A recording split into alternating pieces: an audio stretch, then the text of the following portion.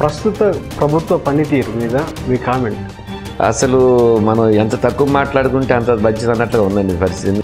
Present Chandrababu Naidu గారి యొక్క పరిపాలనలో ఇంతటి అవినీతికరమైనటువంటి ఇంతటి దౌర్జన్యపూరితమైనటువంటి పరిపాలన గతంలో ఎన్నడూ చూడలేదు. బహుశా ఇక ముందు ఇంత దిగజారుడు రాజకీయాలు చూస్తామని మేము కూడా ఎక్స్పెక్ట్ చేయట్లా.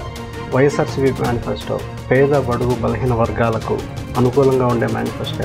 అది 100% ప్రజా సంక్షేమం దృష్టిలో పెట్టుకుని మరి ముఖ్యంగా సమాజంలో ఉన్నటువంటి బడుగు బలహీన వర్గాల యొక్క అభ్యున్నతే ప్రధానమైనటువంటి ఎజెండాగా గతంలో డాక్టర్ వైఎస్ రాజశేఖర రెడ్డి గారు రైతు రుణమాఫీ, ఆరోగ్యశ్రీ అనేలాంటి ఒక సామాన్య మానవుడికి ఉపయోగపడేటువంటి పథకాలను ప్రవేశపెట్టి ఇవాళ ప్రతి ఒక్క వ్యక్తి యొక్క గుండెల్లో ఒక ఆరాధ్యుడిగా ఏ విధంగా అయితే నిలబడిందారో ఆ దిశగానే అంతకన్నా రెట్టింపు రాష్ట్ర ప్రయోజనాన్ని దృష్టిలో పెట్టుకునే మేనిఫెస్టో నిర్ణయాలు తీసుకోవాలనే ఆలోచనతోనే ఉన్నాం. ఆ దిశగానే వెళతామండి. జగన్ గారు ఎంతో ప్రెస్టీజియస్గా తీసుకున్న ప్రాజెక్ట్ నవరత్నాలు.